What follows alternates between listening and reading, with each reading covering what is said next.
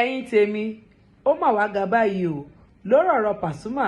àti Taye Currency. Àwọn olólùfẹ́ Taye Currency wọ́n ti bọ́ síta o, wọ́n ti fárígá o, wọ́n láwọn ò ní gbà o wípé Bawasi oníwà ọ̀dàlẹ̀ ni, wípé ọ̀dàlẹ̀ ni o òun ni Bawasi, wípé àwọn ò dẹ̀ nígbà, wípé kò ṣẹ̀ṣẹ̀ máa wùwà ọ̀dàlẹ̀ rẹ̀ o, wípé bákan náà ló ṣe wùwà ọ̀dàlẹ̀ pẹ̀lú MC Oluomo, wọ́n ní bákan náà ló tún ṣe wùwà ọ̀dàlẹ̀ pẹ̀lú Barrister Sikiru Ayinde, wípé kò ṣẹ̀ṣẹ̀ máa wù ìwà yìí o, wípé torí ìdí èyí àwọn náà ò ní gbà, wípé kó lọ ṣe kíni, kó lọ wábì kan jókòó sí o, torí Taye Currency òun ni wọ́n ń sọ lọ́wọ́. Ẹ wò ó, àwọn olólùfẹ́ Taye Currency náà ò ní gbà o. Ẹ jẹ́ ká jọ wo fọ́nrán yìí níbi tí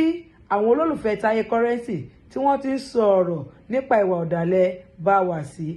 Gbódógbó mo ṣe bó orí yín tiẹ̀ ti burú gan, ẹ tiẹ̀ wà ní common sense, ẹ wá ń ṣe rádaràda káàkiri, sára ń ta yín ni àbẹ̀wò kí gangan ni problem yín, ẹ̀dẹ̀ máa pariwo òṣì. Currency náà sọ tó wáyé pé nǹkan tẹ́ fẹ́ gbọ́ nìyẹn, ẹ̀dẹ̀ lọ para yín, kò sí nǹkan tẹ́ fẹ́ ṣe sí òun náà sọ lọ́wọ́, ẹ máa pariwo pé ó dalẹ̀ sẹ́yìn ò dọ́dàlẹ̀ wọn ni, Bawasi gangan lọ dalẹ̀ tó wáyé pé nǹkan tẹ́ fẹ́ gbọ́ nìyẹn, Bawasi yẹn gangan lọ dalẹ̀, ẹ sọ èèyàn méjì tí ó ti fo gọ́tà fún Bawasi tí Bawasi gan ti sọdá títì fún, ẹ sọ èèyàn méjì pé àbẹ́ èèyàn kan, ẹ tó dúró tí ẹ ń gbà sòro tó wá dìgbà tó wá tán síjú sí torí tiẹ̀ tó lè sọ ẹni tí ń pa ẹ wá sọ pé Currency ọ̀dàlẹ̀, Bawasi yẹn gan lọ̀dàlẹ̀ báyé ṣe fún MC Oluomo náà nìyẹn, wọ́n ṣe bẹ́ẹ̀ fún kí ló porúkọ ẹ̀ náà, bọ̀bọ̀ yìí ṣe kí lórúkọ bọ̀bọ̀ yìí náà, many people tán ṣe bẹ́ẹ̀ fún, Barrister gan wọ́n bú Barrister, ṣé Bawasi ó bú Barrister ni àbígbà tíjà yẹn ń lọ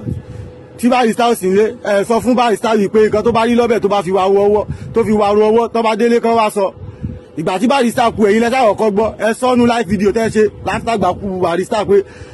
ẹ̀yin lẹ́yìn kọ́kọ́ gbọ́ kọ́ má tún sọ ẹni tí gbogbo ẹ̀rẹ́ máa ń bá jà, ẹ̀jẹ̀ kó bíbá yìí jáde, ẹ̀dọ̀dálẹ̀ mọ̀ yàtọ̀ sọ ẹni tó ń ṣe nọ́mà, ṣe rí gbogbo nǹkan tí Currency ṣe fún yín òun ló wà lẹ́yìn ẹ̀ tó ń tì lẹ́yìn, gbogbo wa wèrè tẹ́ wuyẹ́ ló jẹ́ kẹ́ máa useless kọ́ máa embarrass yín káàkiri tẹ́ bá mọ̀, ẹ wá ń ṣe wèrè Gbódógbó jẹ́ kórìí ẹ pé orí yín tó dàbí bọ́ọ̀lù yẹn ẹ tiẹ̀ ní common sense rárá, ẹ wá ń ṣe rárá inú yín wá rí wọ́tọ̀wọ́tọ̀, ojú rẹ̀ ń tì mí fáwọn tó ní yín, fáwọn fámìlì yín ojú ń tì mí fún wọn, ó ga o, ó yẹ kán yọ orúkọ yín kúrò ní ẹbí ni, ẹ wò ẹ bá fa balẹ̀ a máa wọnú yín o, àwa wulẹ̀ fìgbà kan gbádùn ara ń bíbá yín o, tó ti yé yín, abẹ́jẹ́ kí everything kó lọ normal, kí everything kó slide ni, ṣùgbọ́n tẹ́ bá sọ pé tó ti get ready àyágán wà nílé fún yín, ní sẹ́ǹsì.